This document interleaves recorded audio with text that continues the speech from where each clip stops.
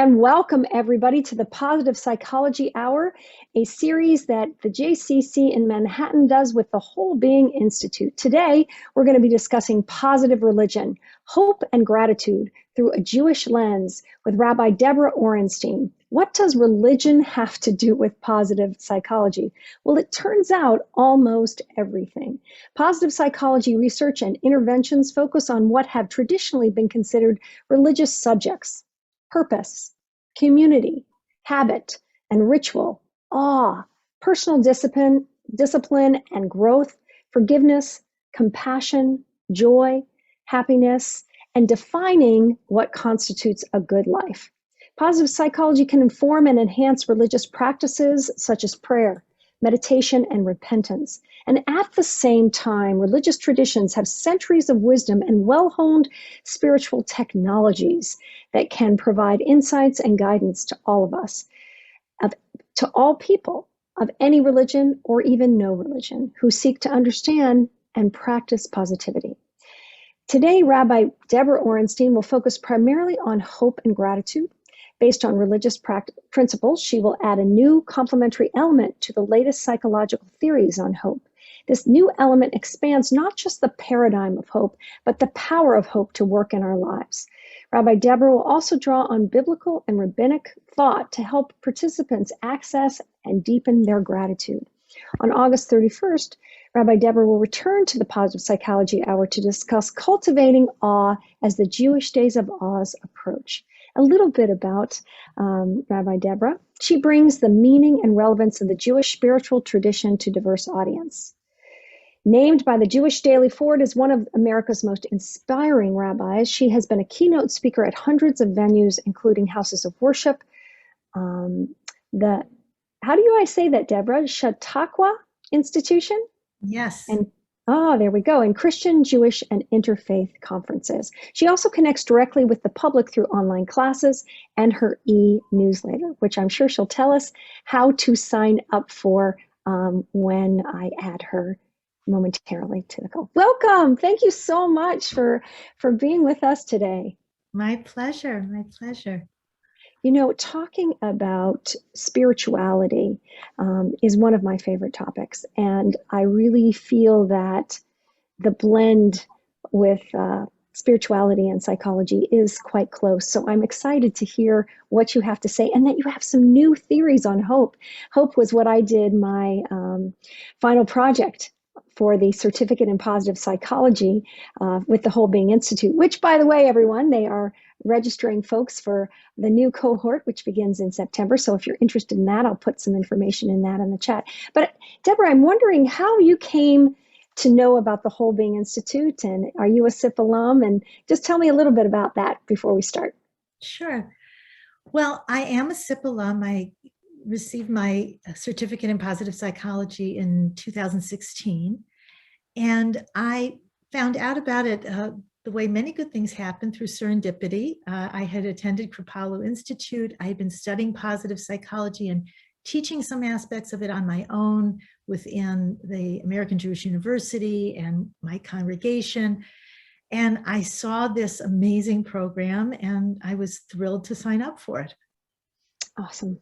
I know, and hence we are now here. Well, I know that you have a lot of information for us today, so I want to get started. Should I put up your PowerPoint now? Is that the right time?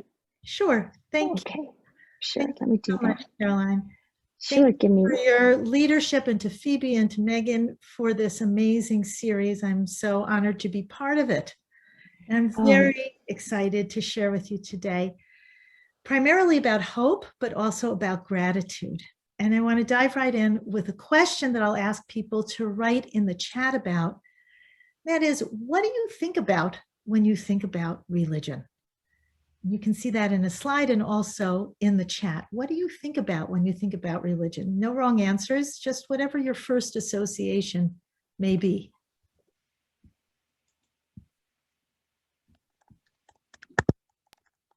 And as people type in, maybe Caroline, you could read for us some of the answers that you see. Let me just go back. I think I need to be on the first slide, and I'm not sure I am. Here we go. There you go. That's the first slide. Perfect. Okay. And the second slide is just the question I just asked. Okay. I apologize, everyone, for that. And I'm giving you a sneak preview of what is to come, making you hopeful, I hope. So here we see welcome. We have tradition from Judy and spirituality. I think about a higher power and a divine spirit, being disciplined and focused, rules and control, faith, community, and ritual, dogma. Now, EMUNAH, what is that? Emuna means faith or confidence, usually in the divine, but not necessarily. Awesome. Okay, that's from our Lisa Brandis, of course. Music, community, learning, relationship with Jesus as Savior from Amy. Spirituality, something foreign to me, sadly. Support and help, and then ritual and community. Gosh, I see a lot of ritual in there. It's really interesting. So I will say that this audience is with you, Caroline, in that they see a connection, obviously, between spirituality and positive psychology. If you'll share the next slide, you'll see that very often when I have asked this question, this was part of my SIP completion project, you see a lot of negative associations. People say, I associate religion with sin, with guilt, with triumphalism, with sexual abuse, with rejection, with judgmentalism or prudishness or rigidity. We had a little bit of that, but not too much. This is a positive crowd. And if you go to the next slide, you'll see all the many positive associations that people have with religion. Yes, ritual is part of that. And so much of what we heard in the chat, belief, whether in Jesus or the Emuna style of belief, but gratitude, awe, wonder, caring for the spirit, transformation, thanksgiving, purpose, repairing the world, and of course, also kindness, compassion, so many wonderful qualities and associations. During my studies at the Whole Being Institute, and even before, I noticed that the positive associations with religion overlap almost perfectly with the topics of positive psychology. So if we go to the next slide and you see a textbook on positive psychology by Carr, this is his table of contents, and you can see happiness, how to lead a good life, how to be joyful. This is part of religious tradition, positive traits, developing one's character, values, and action, originally a religious topic. Hope and optimism we'll cover today. Being in a state of flow is partly about intrinsic motivation, a sense of purpose, even meditation. So these are some wonderful options of a religious perspective on positive psychology topics. And you see it all the way throughout, even number 9, which I've shaded differently because we don't have therapy per se. We do have pastoral care and mental health care in the world of religion. And if you go to the next slide, you'll see in the happiness toolbox, among the treasure trove of practices, they were divided into 11 chapters, all of which, again, are fundamentally religious topics: compassion, kindness, connection, forgiveness. Number 10, when we get to a discussion of gratitude, we'll see that savoring the good is very much a part of what Jews do through their gratitude practice. So today, as I talk about hope and gratitude, I will draw both on modern science and on ancient wisdom. We can stop the share now because I want to talk to you eye to eye about hope.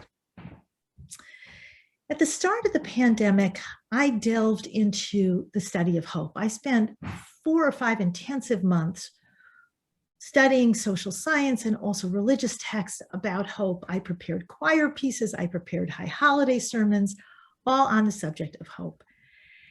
And so you can imagine my surprise when a day and a half before the high holidays, when I was to deliver my major sermon about hope, my wonderful husband, Craig, said to me, "You know, I haven't mentioned it, but I really have an antipathy to the word hope. To me, hope is related to fear. If I hope something will happen, then I fear it won't."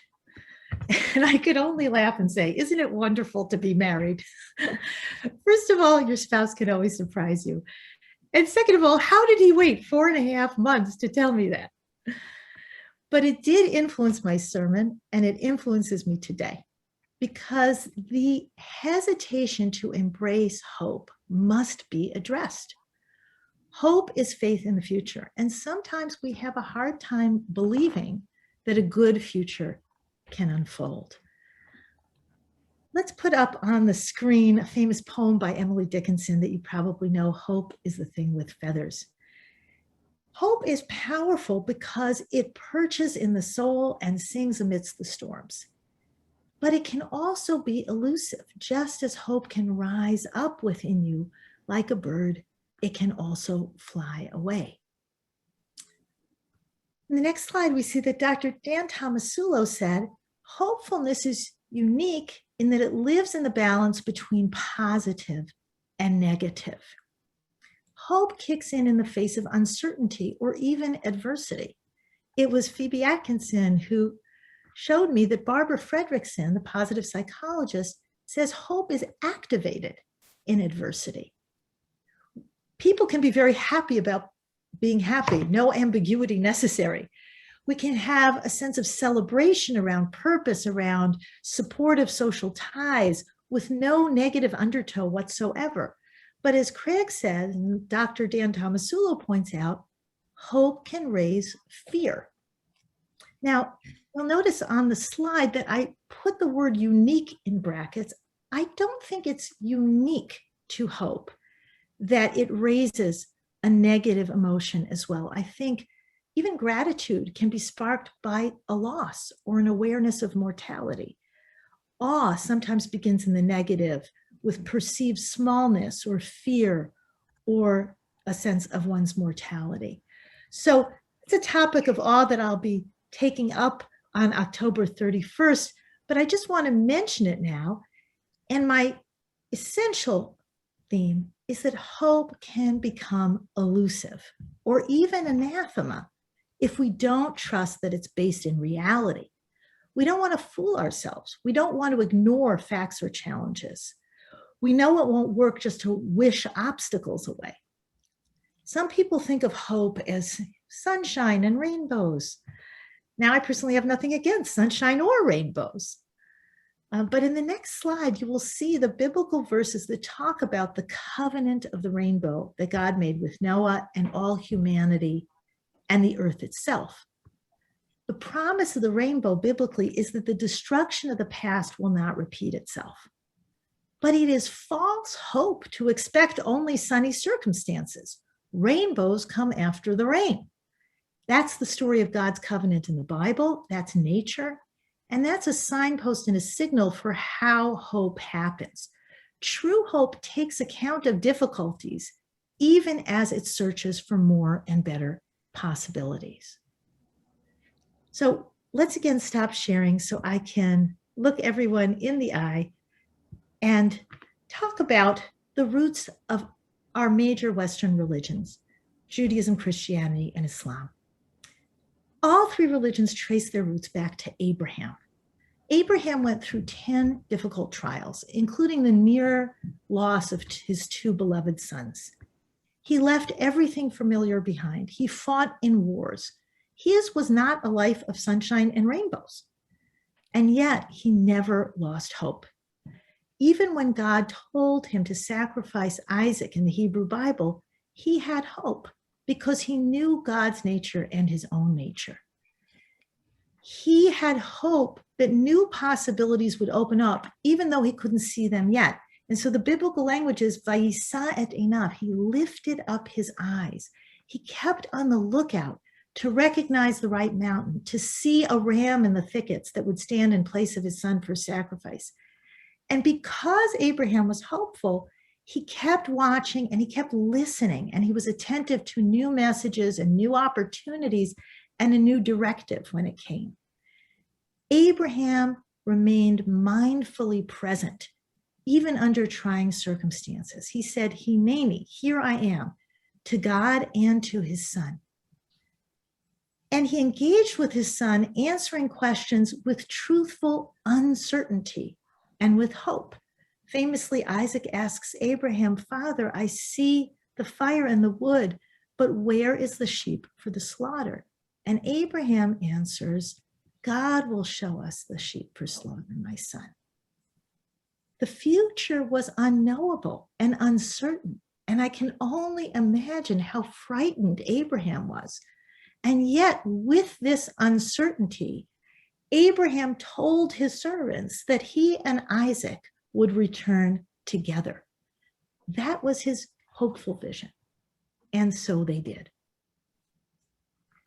Rabbi Jonathan Sachs, in our next slide, has a beautiful statement about Abraham. He writes, "To be a Jew is to be willing to hear the still small voice of eternity urging us to travel, to move, go on ahead, continuing Abraham's journey toward that unknown destination at the far end of hope." I love that phrase, that unknown destination at the far end of hope. Hope doesn't give us guarantees, but it keeps us moving toward a better future. Genuine hope, the kind that Abraham manifested, acknowledges challenges and losses, even as it gives us the energy to make progress. You can see that text in the next slide. Hope is not just a good feeling about the future. Hope is the fuel that energizes us to create a good future. And as we click through, you'll see those quotes up on the screen. I thought they were significant enough to really emphasize in both writing and verbally. So with this inspiration from Abraham in mind, I want to review the latest thinking among positive psychologists about hope and supplement it, as Caroline said, with a new theory of hope based on biblical language and tradition. But first, I'm going to ask you to look at a little bit of evidence-based hope on what hope can deliver. That's essential to lift our spirits and give us the motivation we need. In the next slide, you see that social scientists have shown that having hope has many positive benefits. It increases the likelihood that adults will achieve their goals. Hopeful students do better in school, even accounting for other factors. Citizens who are hopeful tend to vote, and with restrictions on voting these days, that is especially important. Hope improves health, wellness, and athletic performance and coping skills for illness and loss. In other words, hope helps you when things are going right and when they're going wrong. Hope assists with psychological adjustment and social emotional problem solving. So hope helps you recalibrate. You go from plan A to plan B, you find new pathways and stay flexible and resilient. And then the last of the bullets is that hope is a strong predictor for other positive emotions like happiness, and it reduces depression and anxiety. So hope gets you out of a hole, and it also helps you rise. We'll stop sharing here. I want to tell you about one longitudinal study conducted at the University of Texas, where researchers concluded, and here I quote, "Hope is literally a matter of life and death." Among 800 people who were followed over 7 years, people who said they felt hopeless, did not have hope, were twice as likely as their hopeful counterparts to die of natural causes during the course of the study. And that remained true even when researchers controlled for all sorts of other factors: health, perceived health, ethnicity, sexual orientation, medical records, socioeconomic status, age. They were twice as likely to die if hopeless. That sounds bad. But in another longitudinal study of 2,400 men, subjects who scored as moderately or highly hopeless were 3 times as likely to die as their peers. And that's why I wrote in the next slide, we say keep hope alive, but it's also true that hope keeps us alive. It is vital that we shore up our hope. The last 18 months have been brutally disrupted and disruptive. Even for those of us who are healthy and employed and who've been enjoying this positive psychology hour for over a year now and have countless other blessings, these times have been difficult, if not dystopian. And many forces are coming together to stoke our sense of fear. And that's why we need to deliberately stoke our sense of hope. So I'm going to ask you now to type something in the chat that has given you hope in the last 18 months. It could be something small or large, anything that lifted your spirit or gave you a sense of lightness or relief or helped you breathe easier, any kind of embodied sense of hope or change in perspective. What gave you hope in the last year? And I'm going to see if I can look the kindness of others, friends, my COVID vaccine, Central and Riverside Park, being outdoors in nature, Caroline, thank you, vacation availability or vaccination availability. These terrific. Say your whole name. You didn't say your whole name. Okay, Caroline Colas, vaccination availability, these terrific multifaceted programs. Thank you, Lois. Friends, embracing meditation, donating to pantry, giving back, my kids, grandchildren, new life, granddaughter born, WB's I certificate program. Yeah, speaking to my grandchildren, even if only on Zoom. The election gave me hope. Second, Caroline, thank you. Becoming closer to friends on Zoom, election of a new president who is human, the hopefulness of my adult children, COVID vaccine, being connected to the JCC. Oh my goodness, going on and on, Debra. We've got so much learning online through reading, watching my son fall in love with learning new words. Watching my son fall in love and marry, and then watching my grandson learn new words, exciting new virtual spiritual course. Wow, Paul, that sounds exciting. Amanda Gorman. Yeah, much more. Wow. So just listening to you, Caroline, or seeing the quick scroll as people chime in, just naming what is hopeful raises our hopes and it opens up possibilities. So thank you, everyone, for sharing. In my study of hope, I have come to the conclusion that there are really two kinds of hope. The first kind of hope has been beautifully articulated by positive psychologists. And the second kind of hope has been hinted at around the margins, but it hasn't really been identified and named. Now, fair warning, each of these two types of hope is demanding in its own way, and they each require engagement. But taken together, I believe that they will help us create an even better future. The first type of hope is the hope of agency.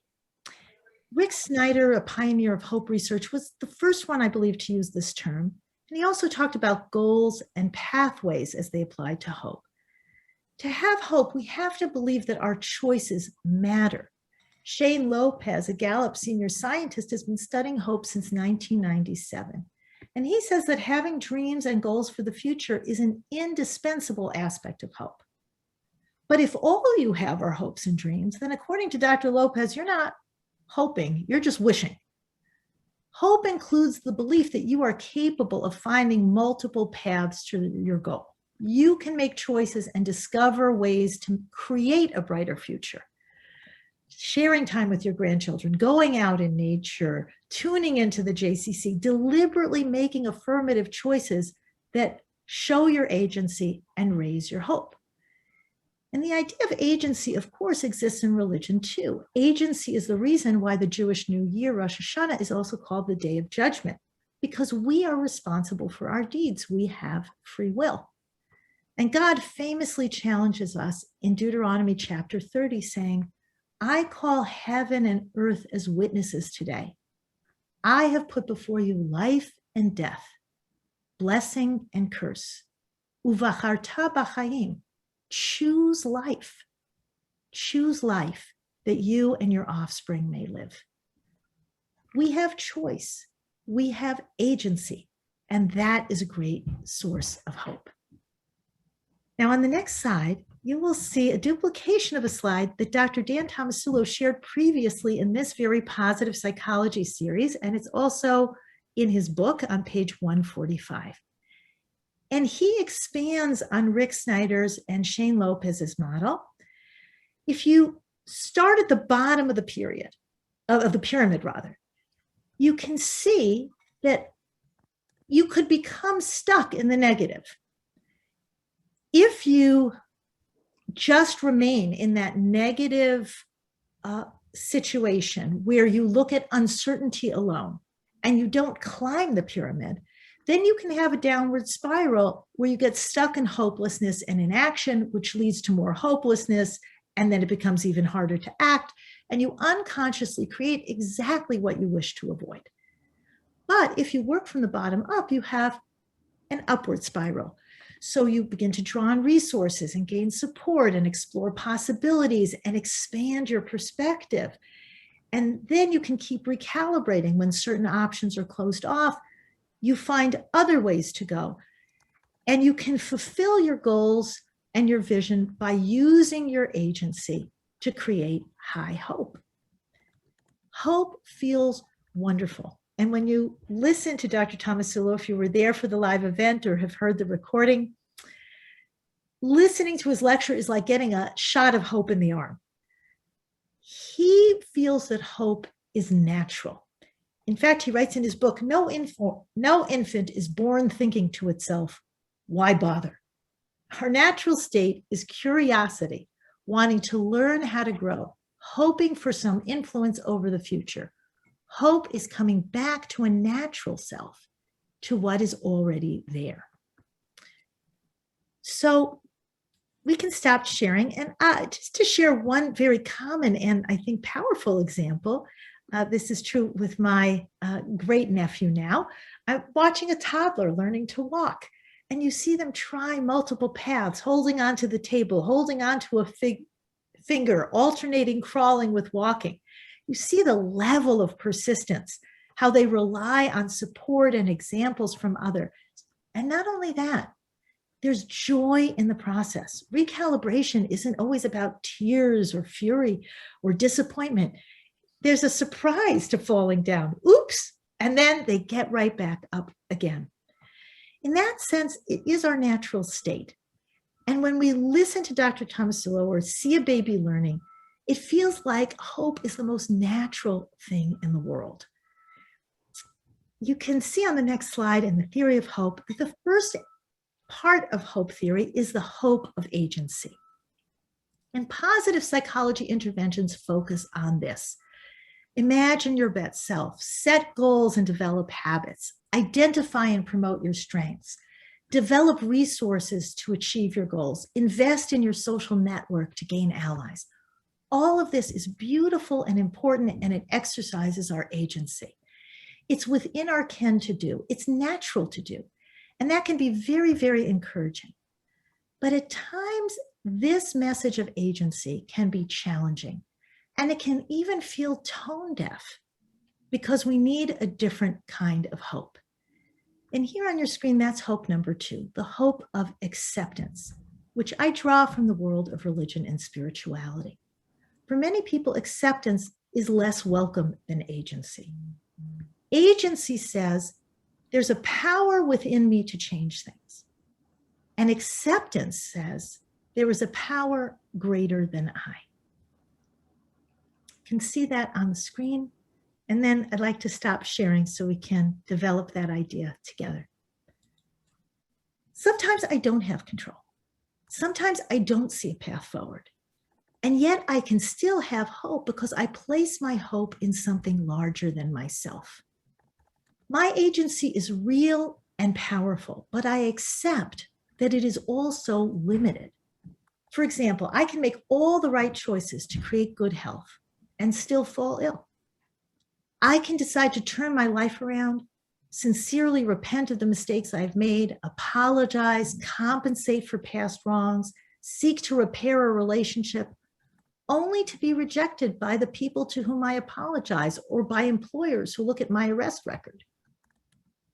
But if my hope lodges in something greater than myself, then my hope is not lost just because there's nothing more that I myself can do at the moment to reach my original goal or to set a new goal that I can embrace. When I accept that my agency is limited, it makes me more open to accepting help, because I admit that, at least for now, I have exhausted my individual ability to find a path forward. But with new allies, new possibilities may emerge, and so my hope is sustained.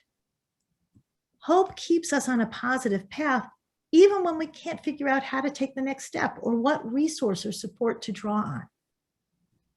If we purposely cultivate both the hope of agency and the hope of acceptance, then there isn't anything called a hopeless situation. Because when you have some measure of control, you choose hope by taking action. And when you don't have control, or when you feel lost, you choose hope by connecting with a force for good greater than yourself. So what is that greater force that we can turn to? For many people, hope lies in community or in family. We can invest hope in our ultimate values and in a life purpose. Some people invest in the guidance and promises found in scriptures. All of these, family, purpose, scripture, these are holy forces for good that were here long before us and will be here long after we are gone. And there's a kind of a comfort in being part of that larger stream. And of course, in thinking of a force greater than ourselves, we can turn to God. When you believe in a higher power, it enables faith in the future. It facilitates acceptance of the current situation and surrender to circumstances that you can't control. And perhaps most important of all, acceptance, whether it's God-based or not, promotes patience. The premise of ethical monotheism is that I accept the limits of my agency. I affirm that God has a greater vision, greater goodness, greater wisdom than I. And what's more, God is a God of hope. God says, Messiah will come, justice will prevail, love will abide, peace will reign. Shane Lopez suggests that people who feel their hope has been depleted can temporarily borrow hope from another source. And religious people routinely borrow hope from scripture and from God. But anyone can borrow hope from a historical figure or a living person they admire. We can all make a decision today, right now, to borrow hope from Abraham or from Dan Tomasulo or Shane Lopez or from the JCC Positive Psychology Hour. Take a moment to think about it. Has there been in your life a teacher, a mentor, a parent, a therapist from whom you borrowed hope at one time or another? I hope so. And have you been able to lend hope to a friend, a neighbor, a client, a partner, an employee, a child? Were you able to hold out hope for someone else when they couldn't see it for themselves? It's a blessing to be in either of these roles. It's one of the great privileges of being a rabbi for me, that I get to hold hope for other people. I learned an amazing internet factoid. I wonder if you can guess, what is the most frequently searched Bible verse on the internet? And I'll give you the answer by asking that the next slide be shown. It is Jeremiah 29:11. Wouldn't have been my choice. I would have guessed some other things. Love your neighbor as yourself. 23rd Psalm, Lord is my shepherd. But this is the most famous verse, or the most searched verse, I should say. For I know the plans I have for you, declares Adonai, plans for your well-being and not for your harm, plans to give you a good future and hope. Acharit v'tikva. Literally, Jews and non-Jews are searching for a hope greater than ourselves on Google. That is quite a statement. The balance of action and patience, of agency and acceptance, crystallized for me last summer when I asked some of our Hebrew school students at my synagogue in Emerson, New Jersey, to send me drawings of hope. And that's our next slide. I hope you can see the picture and the caption. The caption reads, "My vision of hope includes more people helping the elderly and the pandemic ending." And the picture is this very sweet drawing of, looks like a man in a walker, and there's a young boy in a Mets t-shirt opening the door for him, helping him. Helping the elderly is a vision within our power to achieve. We can all visit more, show more respect, advocate for our elders better, hold open a door with kindness. But ending the pandemic is not pictured here. Even though we can surely each do our part by following medical advice, funding research and other means, because this elementary school student who drew the picture is wise enough to know that no one can control when the pandemic will stop being a threat. He doesn't draw Anthony Fauci in a superhero costume. There's no picture of overcoming the virus. There's only an inner vision of better days. This young man accepted the limits to human abilities, and he also accepted the comfort that there are benign and healing forces in the universe greater than the virus and greater than any one of us. Creation was designed to help repair itself, and this young artist, like all of us, was designed for hope. We can stop sharing here from the screen because I'd like to share eye to eye a little bit about how the Jewish tradition helps us plug in to the power of hope. We are on the cusp of Tisha B'Av, the Jewish National Day of Mourning that commemorates great tragedies in Jewish history, including the destruction of the two temples. And that holiday is quickly followed by prophetic readings of consolation and a matchmaking, dancing, joyous holiday called Tu B'Av. A logical response to the destruction of the Second Temple in the year 70 would have been to say Judaism was done. Our means of worship was eliminated. The consensus at the time was that the opposing army had vanquished not just the military, but the God of the losing party. And Judaism lost its central mode of worship, its whole priestly system. It would have made sense to simply close up shop. But instead, we moved to a town called Yavna, which means something along the lines of "it will be built," to build something new off the ruins of the old. And we adapted Judaism to a new situation so that most Jews today don't even think of Judaism as what was practiced by the ancient priests in the ancient temple. We think of the culture of learning and prayer that was developed by the ancient rabbis in Yavna. So if I could summarize Jewish history with a joke, this is the joke I would use. And I think it'll give us all a little bit of hope. There's a group of people in Tsarist Russia, Jews sitting around a table talking about the current state of affairs. They knew that their children were conscripted into the Tsarist army for 25 years. They knew that many professions were closed to them, that they weren't allowed to own land, that there was terrible anti-Semitism, the threat constantly of pogroms, and they couldn't move to the land of Israel safely at that point either.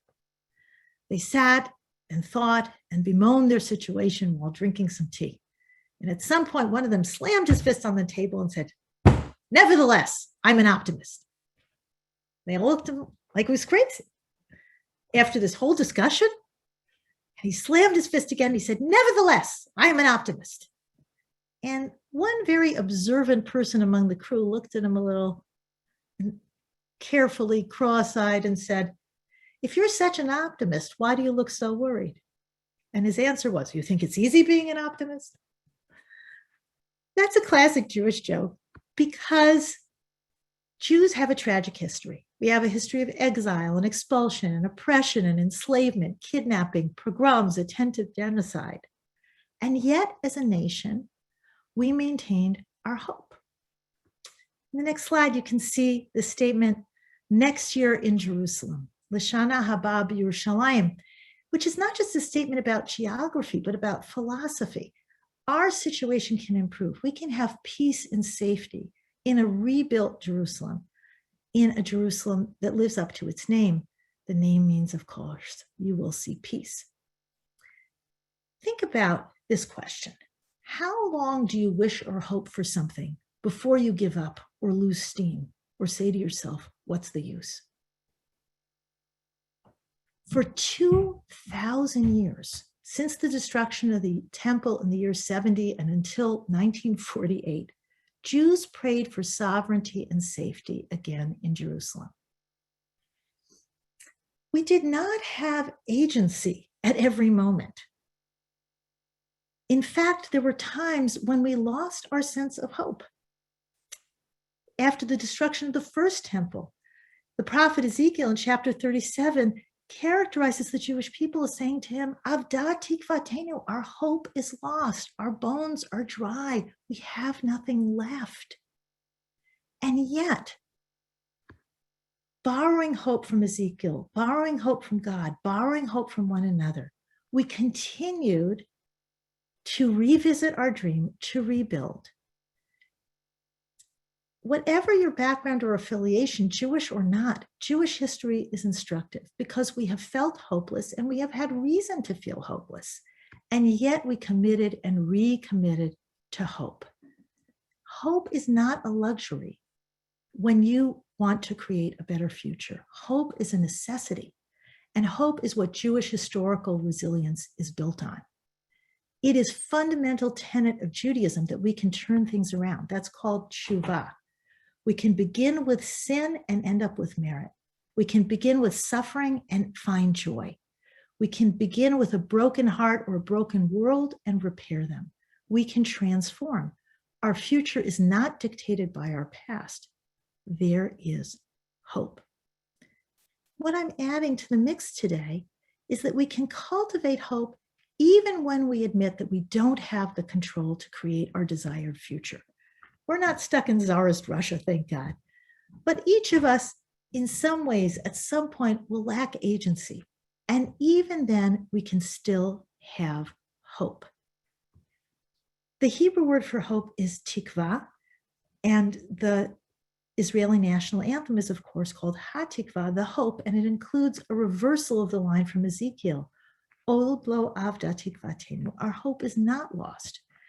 And in the next slide, you see the word tikva, and I want to share with you the derivation because it impacts on our understanding of how hope happens. This is Psalm 27, and it's tough to translate because the root kuf vav hey in the Hebrew means both to hope and to wait. So it says, wait expectantly, wait and hope on God, strengthen your heart and be of good courage. Yes, wait and hope for God. Sometimes to see our hopes realized, we have to wait for forces beyond our control to act. But kavet, to wait, doesn't mean waiting passively, much less waiting abjectly or hopelessly. It means waiting expectantly. That's why I show the expectant mother. Wait for your miracle. Be on the lookout. Pregnant women have concerns. They have worries. They have pains. There is a lot not under their control. I will remember being pregnant and noticing sometimes with delight how my body was changing and sometimes with utter shock. To achieve any vision worthy of the name, we will have to depend on forces beyond and greater than ourselves. That's what it means to really have vision. I don't breathe my own breath. I don't make my own baby. I don't birth my own projects. And therefore, when I come to the end of my agency, I still have hope. Now, I'm going to offer in the chat access to a 10-day challenge that will help us actualize some of these ideas through exercises, because it's one thing to hear the theory of hope. It's another thing to strengthen agency and acceptance. In just a few minutes now, I want to address gratitude briefly before opening things up. And I want to do that because It's a favorite topic of mine. I have a set of teachings on audio for gratitude. I've written about it. I love it. But also, gratitude can be the foundation for hope. In his book on learned hopefulness, Dan Tomasulo begins with gratitude. Because if we can embrace the blessings from the past and the present, that's a positive harbinger for the future and for hope.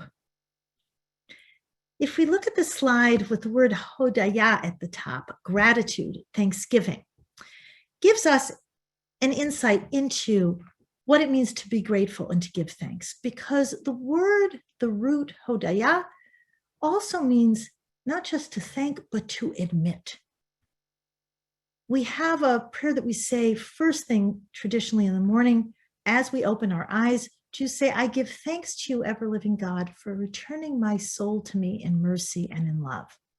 It's the Modeh prayer, and you could also translate it, I admit to you, God, that you have returned my soul to me in mercy and in love.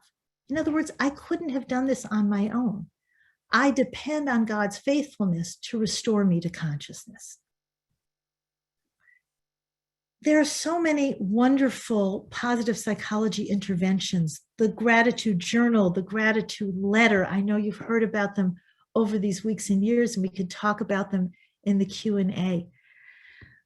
It disturbs me that so often when we talk about those benefits, we focus on what's going to make me happy. What are the health benefits to me if I deliver a gratitude letter to someone who has done me a great kindness?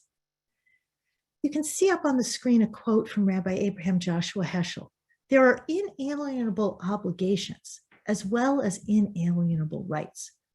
Gratitude is about what we owe each other. We even say in English, I owe you a debt of gratitude.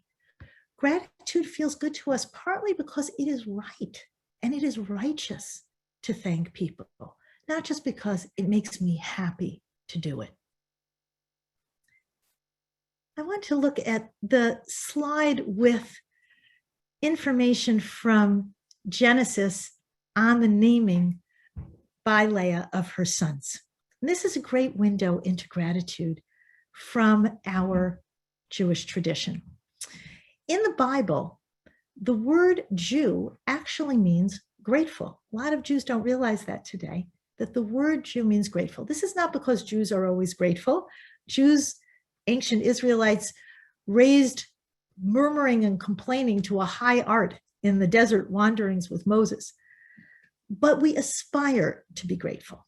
And that aspiration happens in the story of Rachel and Leah. Now, you may remember Rachel and Leah were married both to Jacob. Rachel was the favorite, and Leah was able to bear children. And they engaged in social comparisons. It was as if Leah was on Facebook and she saw that Rachel got more likes from Jacob and the biblical editors. And Rachel was on Instagram and she saw the announcement every time Leah had another child. And each wanted what the other had, and each devalued what she herself had. And when Leah names her children, you can see it in the names. She names her first son Reuben because the name means I see a son, but also now maybe my husband will love me. And she names her second son Simon because God has heard that I've been hated. And she names her third son Levi because maybe now my husband will become attached to me and accompany me in life. And it's only when she has her fourth son, Judah, that she says, Hapa'am odeh et Adonai. This time, I'm going to give thanks to God. This time, I'm going to really take in and notice my blessings. Leah didn't start out with sunshine and rainbows. She started out with feeling unloved. And even when her circumstances were far from ideal, she found genuine joy and gratitude in her children. Now, if the next slide tells us an essential Jewish technology for gratitude, and that is called Hakarat HaTov, acknowledging or naming the good. The call to prayer is Baruch Hu, and it's up on your screen. Let us bless God who is blessed. When you first hear this, you say to yourself, is that tautological? It's at least redundant. Let us bless God who is blessed. Why are we blessing what is blessed already? Well, we seem to have no problem cursing what is cursed. Blessing what is blessed, naming what there is to be blessed, noticing and savoring. This is very important. Not only does it bring us happiness, it acknowledges the good that God and other people have done for us. In the next slide, you'll see our most important and in some ways our easiest spiritual technology, the bracha, the blessing. In Judaism, we have one-liners, one-line blessings for various occasions. And the word bracha is often related to the word brecha, pool. It's as if we're diving in to that beautiful pool of goodness and blessing. So there are blessings to be recited that punctuate our days. There are blessings over food. There are blessings to say when hearing a thunderstorm. I've said a bunch of those blessings lately. Blessings for smelling flowers or spices, blessings for seeing vistas, blessings for learning a new skill, even blessings over sunshine and rainbows. There's a blessing for Torah learning. In various ways, we punctuate our days with stopping, pausing, acknowledging the greater force that has brought us an awareness of goodness in the moment. And then on the next slide, we can see that we also punctuate our days in a different way with gratitude by setting aside whole times, namely, and most importantly, Sabbaths and holidays, as times of gratitude. We don't acquire on Shabbat, we merely appreciate. We live with what is. Now, even if you don't have a traditional Jewish practice, even if you're not Jewish, even if you don't observe Shabbat, I highly recommend the book by Tiffany Schlein, 24/6. And we'll put that in the chat, where she talks about the value of stopping one day a week so that we can appreciate what we already have, relate to family and to community. On the screen, you can see with an extra click the quote by Rabbi Abraham Joshua Heschel from his book, The Sabbath. There is a realm of time where the goal is not to have, but to be, not to own, but to give, not to control, but to share, not to subdue, but to be in accord. Now we can stop sharing the screen and I'll tell you a final story and share a final slide and a final blessing. Very often in the world of positive psychology, we like to start with micro goals. I learned this first from the great Maria Serwa, who asked the question, what would make you 3% more grateful or 3% more hopeful? I've also seen the opposite work too, where we flood ourselves with gratitude or with hope. And I had the opportunity to do this when I was an instructor at the American Jewish University. I taught Introduction to Jewish Life to prospective converts. And one of the wonderful things about teaching prospective converts is they haven't yet gotten the memo that they don't have to do everything the rabbi says. So I gave people the assignment to build up to saying 100 blessings each day. That is the Talmudic recommendation. Say 100 blessings each day, not just 3 things in your gratitude journal at night, but 100 each day. And we did it a little bit at a time over 18 weeks. And what was amazing to me was seeing how people would literally beam with happiness. Cultivating gratitude in this way, flooding their lives, being constantly on the lookout for gratitude, brought them so much joy and hope and a connection to spirit. It was really something to behold. Sometimes from one week to the next, my students were literally unrecognizable to me. If you look up on the screen now, I'll show you that Talmudic quote about 100 blessings each day. And its source is a pun. It says 100, mea is like ma, what? From the verse that says, what is God asking of you? And now, O Israel, what does God ask of you? Only this, to revere Adonai your God, to walk in God's paths, to love God, to serve Adonai with all your heart and soul, to keep Adonai's mitzvot and laws, which I command you today for your good, l'tov lach. And I really want to emphasize these last words because this is a message that people of all religions and people of no religion hear too rarely. All of the Hebrew scriptures, all the commandments are there for your good. They're designed to be a positive effect in your life. L'tovatcha ulhanatcha, the great medieval commentary Rashi says about Abraham, for your good and for your enjoyment. That's what gave rise to this journey. My prayer for everyone today is that you have gratitude, hodaya, that you will acknowledge and take in all the good things that have come to you and that are coming to you. And I pray for you, tikva.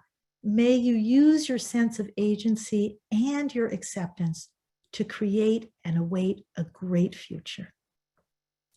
Thank you, everyone. We have just a few minutes left. I'm going to ask that we put in the chat how you can join me for the Hope and Gratitude Challenge for 10 days. And I'd love to hear any questions that came up in the chat or any comments that people want to share.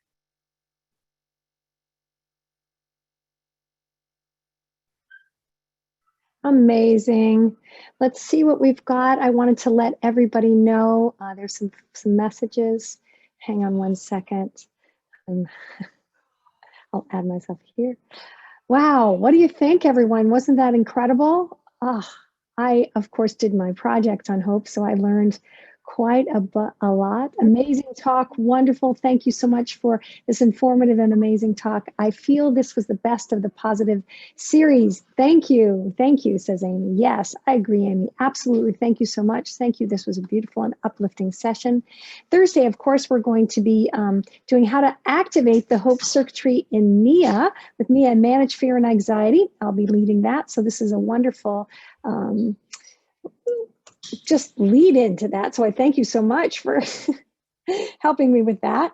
And any questions? You know, we did have a question in the chat, and I would love to have your comment on it. Let's just see. It was from Joy, and it was in relationship to a cancer diagnosis. What do you do? How do you activate hope when you are when you receive some news like that? It's a deep and important question. So first of all, I send you blessings of healing and love if you're facing that kind of diagnosis. This is why I think it's important to have both acceptance and agency thinking, because we can't just always be these rah-rah cheerleaders who say, oh, great news, you have cancer, or say, oh, you know, I know people who say the cancer is the best thing that ever happened to them because it turned their life around. There are people who say that, but that's not the time to share that information. People have to come to that place on their own if they come to it. So I think, first of all, agency isn't stopped dead just because you have cancer. There are all sorts of agencies to activate. Do you need a second opinion? What support can you get? What are your goals? If you have a limited amount of time, or if you're worried you may have a limited amount of time, what can you do to put your affairs in order, to prioritize what's most important to you? Those are aspects of agency that can raise hope. And then being in a support group, talking to people who've been through it, that also can raise hope. But I think you need to give yourself the grace of acceptance to say, I'm just reeling from this diagnosis, and I may need some time to not know the next place forward, and not know the next step forward. And maybe I can borrow hope from my doctor, or from my rabbi, or from my support group, or from my spouse, until I get my feet back under me. Beautiful. And of course, we have our cancer care program. And last night we had an inspiring session. I encourage everyone to watch it if you haven't, with Mandy Gonzalez, who is a Broadway star who finished treatment. And on the show, Beth Kirkpatrick, who is also a Broadway star and who's going through treatment currently, talked about their challenges. And one of the things they said was exactly what you're saying, Debra, was that we've got to talk about it. We've got to share. We've got to reach out. And let others know. And in that, I wonder if you would say that hope is a social emotion too, that in society, when we're social, we experience hope differently than when we are alone. Can you comment on that? Yes, absolutely. I think it's a great point. Hope is social. And I just was reading the other day research that says hopelessness is also contagious, interestingly, because if you become hopeless and you stop sharing and you stop reaching out and you stop advocating for yourself or making paths forward or activating your agency, that affects the other people around you who lack now your support. And so there's a kind of a spread that happens either for the positive or for the negative. I think that we absolutely can cultivate hope in solitude. I think there's ways to cultivate hope through meditation, through journaling, through all sorts of exercises, including some of the ones I'm going to share with people. And it is super important to connect with others, and not just in terms of borrowing hope, but in terms of sharing the good news of hope. It reactivates in us every time we get to share something that's positive. Just reading that list of, I don't have grandchildren, but hearing that somebody's Zooming with their grandchildren, it lifts me. It gives me hope. We are social creatures, and it does help us. It's key. And this is sort of the trick also of depression. Depression says, I'm so depressed, so I'll stay here under the covers, which of course leads to more depression. I'm so depressed, I won't answer the phone. Of course, it leads to more depression. So it's difficult. It's difficult. We need support to break out of that cycle if you're in that cycle, but it is so worth it. And it's worth taking those steps even when you don't feel like it, so that through action, now a 7 Ishmael says in the Bible, first we'll do it, then we'll understand the full import of it. First act as if, then your brain and your body will catch up. Beautiful. And I think of Maria Serwa, who talks about who am I at my best self, right? And so that in between the stimulus and the response, there is that pause, and we can make a choice. And as you said, we can choose to just get a little bit more hopeful, perhaps. And I certainly have found that I'm more hopeful from having spent time with you. Everyone, feel free to unmute and thank dear Debra, Rabbi Orenstein, who will be coming back to talk to us about the days of awe and preparing for those. And I just thank you so much. Wishing you every blessing. Yeah. Thank you. Beautiful. Thank you. Thank you. Deborah. Thank you, everyone. Thanks, Debra. Great. Thank you. Thank you. Thank you, Debbie. Message everybody needs. Yeah. All right, everyone. Take Wonderful care. talk. Thank you so much. Take care. Be well. And we'll see you on Thursday. We're going to activate our hope with movement. And so please join me. Thanks, everybody. Special thanks to Phoebe as well. Take care. And if you're interested in signing up for the whole certificate program, they are accepting applications, and the link is in the chat. Take care, everyone.